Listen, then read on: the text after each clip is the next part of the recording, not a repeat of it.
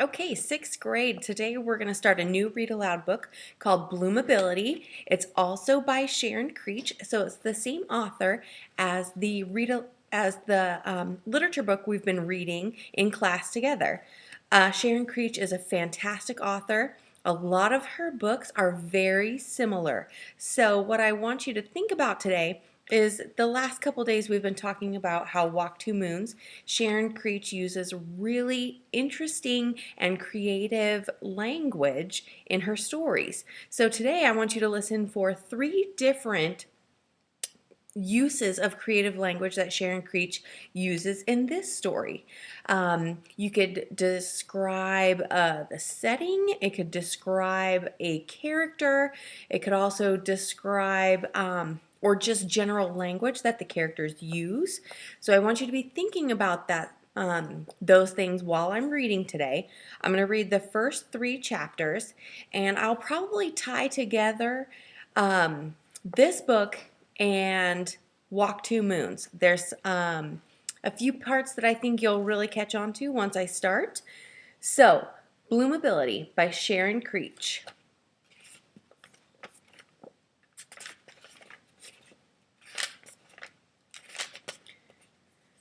I became a transparent eyeball. Ralph Waldo Emerson, Nature. Chapter 1, First Life. In my first life, I lived with my mother and my older brother and sister, Crick and Stella, and with my father when he wasn't on the road. My father was a trucker, or sometimes a mechanic, or a picker, a plucker, or painter. He called himself Jack of all trades. Jack was his real name. But sometimes there wasn't any trade in whatever town we were living in, so off he would go in search of a job somewhere else. My mother would start packing and we'd wait for a phone call from him, and that would tell us that it was time for us to join him. He'd always say, "I found us a great place. Wait till you see it." Each time we moved, we had fewer boxes, not more. My mother would say, "Do you really need all of those things, Denny? They're just things. Leave 'em." By the time I was 12, we followed my father from Kentucky to Virginia to North Carolina to Tennessee to Ohio to Indiana to Wisconsin to Oklahoma to Oregon to Texas to California to New Mexico. By that time, my things fit in one box. Sometimes we lived in the middle of a noisy city, but most of the time, Dad had found us a tilted house on a forgotten road near a forgotten town. My mother had been a city girl, my father a country boy, and as far as I could tell, my mother spent most of her time trying to forget that she'd been a city girl. Those few times that we lived in the middle of the city, though, she seemed as if she were right at home, in her real home, her permanent home. She'd get a job in an office or design studio instead of a diner. She knew how to use buses and weave in and out of crowds. She didn't seem to hear the horns and the sirens and the jackhammers. Those things drove my father crazy.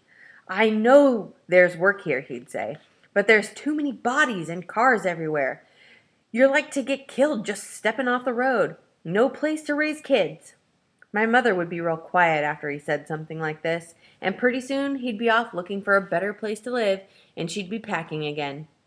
My sister Stella had a theory that Dad was keeping us on the move so my mother's family wouldn't find us. He didn't trust a single one of her brothers or sisters, and he didn't trust her parents either. He thought they had heirs and would talk my mother into moving back to New York, where she'd come from. He said they looked down their noses at us. Once, when I was 7 or 8, and we were living in Wisconsin, or no, maybe it was Oklahoma. It could have been Arkansas. I forgot about Arkansas. We lived there for 6 months, I believe. A thin woman with gray hair pulled back in a tight bun was sitting in our kitchen one day when I came home from school. Before I could shake off my coat, she'd wrapped me in a perfumed hug, and she called me Carissima, or her sweet kitten. "I'm not a kitten," I said, sliding out of this side door. Crick was throwing a basketball at an invisible hoop. "There's a lady in there," I said. Crick aimed, shot the ball into a graceful high arc, and watched it bounce off the edge of the garage next door. "Crud," he said. "That's no lady, that's your Grandma Fiorelli." There was a big argument that night after I'd gone to bed behind the drapes, hung between the kitchen and the side room. My dad was gone. He'd taken one look at our lady grandma and bolted out the door, never even pausing to say hello. It was Mom and Grandma in the kitchen.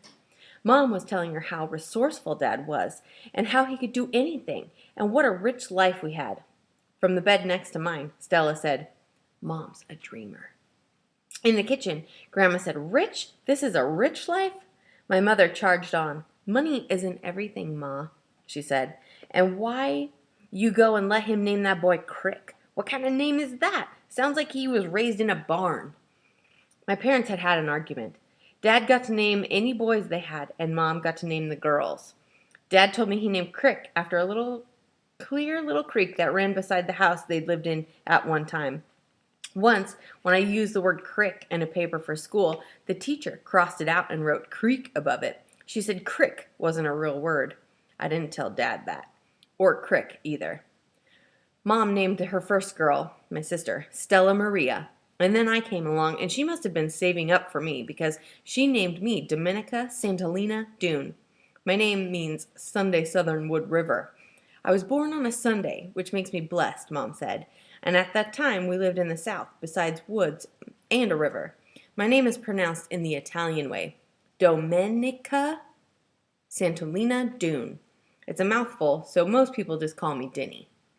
In the kitchen, Grandma Fiorelli was steaming on. "You ought to think of yourself," she said. "You ought to think of those children. They should be in a school like the one your sister works in. Your husband needs a real job." "He has a real job.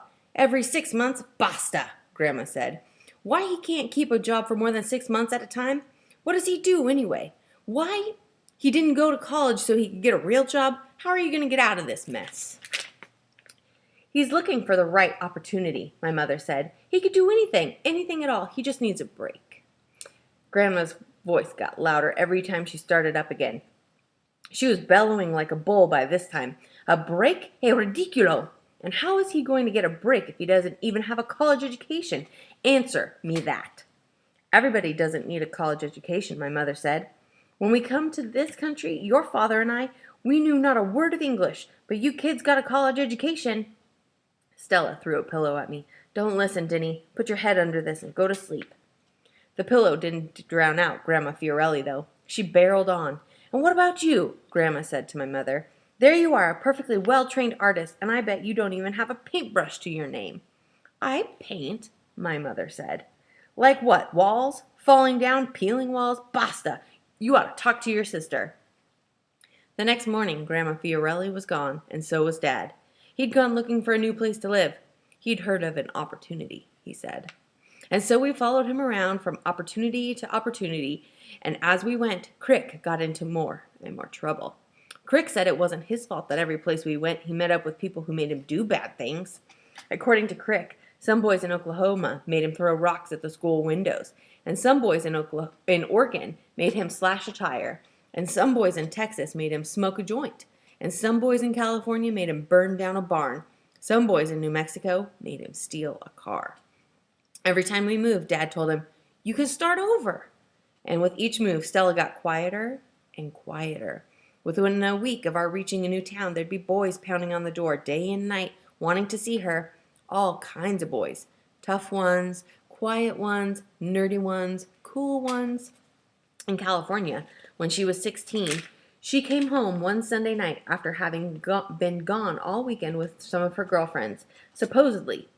And she said she'd gotten married. "No, you didn't," Dad said. "Okay, I didn't," she said, and went on up to bed. She told me she'd married a Marine, and she was showing me a marriage certificate. The Marine was going overseas. Stella started eating and eating and eating. She got rounder and rounder and rounder. When we were in that hill town in New Mexico, she woke me up one night and said, "Get Mom, get her real quick." Stella was having a baby. Dad was on the road, Crick was in jail, and Stella was having a baby. And that was the last week of my first life. Chapter 2. The Dot. The Dreams of Dominica Santalina Dune. My mother bundled me up in a brown cardboard box and taped it all around and gave it to the strangers. I rumbled along, and then I was at the bottom of an airplane, next to another box which barked. There was a dog biscuit in the bottom of my box. and when I got hungry, I ate it. My second life began when I was kidnapped by two complete strangers. My mother, who assisted in this kidnapping, said I was exaggerating. The strangers weren't complete strangers. I'd met them twice before. They were my mother's sister and her husband, Aunt Sandy and Uncle Max. They swooped down on our little New Mexico hill town and stayed up all night talking to my mother. In the morning, we all went to see Stella and her new baby boy, and then my aunt and uncle forced me into their car. Okay, they didn't completely force me, but no one asked my opinion about this kidnapping. With me was my box of things, and we drove to the airport in Albuquerque. I was still pretty much in bubble mode. It seemed that all around me was a smooth bubble, clear enough to see through, but strong enough to keep me inside. It was like a huge, transparent beach ball. I imagined pores in this bubble ball that could let in streams of things from the outside, so I could imagine them and poke them back out again if I didn't like them. On the car trip to Albuquerque, the pores were closed, sealed off. When I got to the airport, though, I couldn't help it. A few of those pores opened up on their own. Defiant pores. I'd never been on a plane.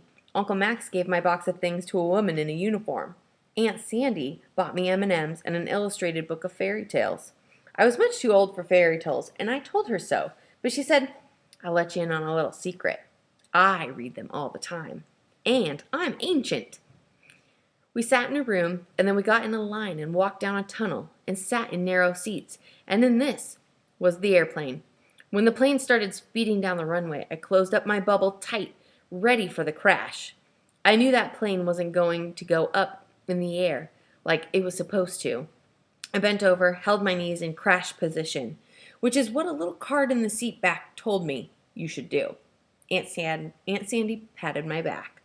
"We're gonna die," I said. The noise was awful, a huge bellowing, whooshing, and roaring, and all that time Aunt Sandy patted my back as if she didn't care if she got all smushed up in the crash or not. Then the front of the plane pointed up and the whole thing, people and all, lifted up, and we were flying.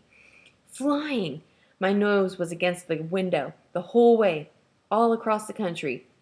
I was up in the sky, and we went right through the clouds, and sometimes we could see puffy white blankets of clouds below us. Sometimes there were no clouds, and we could see mountains and rivers and lakes and roads. In one blink, there were whole towns, and then zip, they were gone. There was a desert and more mountains and hills and flat land. There was green land and brown land. It was a miracle. It wasn't like driving, where you could only see this little bit and that little bit, a house, a tree, a gas station, more houses, more trees, fields. In a car, it all starts to run together, and you could be anywhere or nowhere. In the plane, you saw it all spread out beneath you, a living map, a wide, wide living photograph, and you were suspended above it, and you knew where you were. You were a dot, miles and miles and miles above the state of Oklahoma, where you'd once lived on a speck of dirt, and you were a dot above the state of Arkansas, where you'd even forgotten you'd lived, and you were a dot above Tennessee and Virginia. You little dot. Or rather, me, Denny the dot. The plane came down again without crashing, and we went on to Aunt Sandy and Uncle Max's house in Washington, D.C., where there were 2 bathrooms that worked, and there was clean carpet and white walls with paintings and frames. My father, who'd been away on an opportunity when I'd been kidnapped, called and cried on the phone and wished me luck in my opportunity. I didn't like to hear him cry, and I didn't want this opportunity, but Aunt Sandy and Uncle Max seemed very excited, so I felt I should do what they told me to do until I could plan my escape. I felt as